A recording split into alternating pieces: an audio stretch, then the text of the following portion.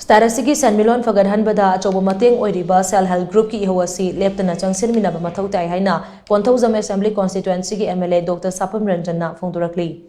Wafam asing iramdam athoibi VLF Urembamgi annual general body meeting amasung ahanba foundation day gi thoramda chief guest ki warol piratuna mahangna phongdokhibani Urembam awang lekai gi community hall da pangthokiba thoramaduda MLA Dr Sapam Ranjan hai hauziki matamda self-help group ki maruoiba se nomu nomu gi hangalakli maramdi imung ama lekai ama khunai ama chawkatpa haibasida self-help group singi achouba mateng changi self-help group sing mai pakna chalaiba ngamlabadi starasigi Senmitlon da Achouba Mateng Oiriba mai pakpa self-help group amamam oinaba honabada akhangkan bahaibasi mathou tai maramdi thabak khudingmak machadagi hauraga tapna chawkhalaknaba honagadabani santok lambi hena leinaba tongan ba department singna paikhalakpa training program singda saruk yaba chungani isa isana chunagani khanba lamda skill development ki training yawba sisu mathou tai starasi da oiningba phibam oisanu tawbatabu self-help group ki ihou mapangal leina manglomda changshinminaba honaminasi haina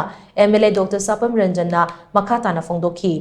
iramdam athoibi VLF Urembam gi president Laisang Thembilasini amade MSRLM gi district mission manager N Pravina amasung Patsoi CD block ki block mission manager S Anupama yauna pangthokiba thoram aduda MLA Sapam Ranjan na Iramdam athoibi BLF da yauriba self-help group tara mangada lupa listing ahum gi senfam khusinake loinana iramdam athoibi BLF ki oina lupa listing tara gi senfam lanthoki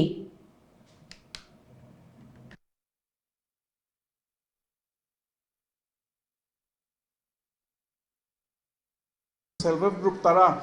amada mi tara manga lebakana mi ahum khane active oragadi self-help group to successful oiroi ana sidi teamwork ni se akoi me loina ma ke responsibility ne hana akoi khangmina ba ma mathau tai VLF ki OB me amna zo akoi sigi amna committed oina sigi responsibility training haira ai ngarang da zo haijaram bani akoi gi district ki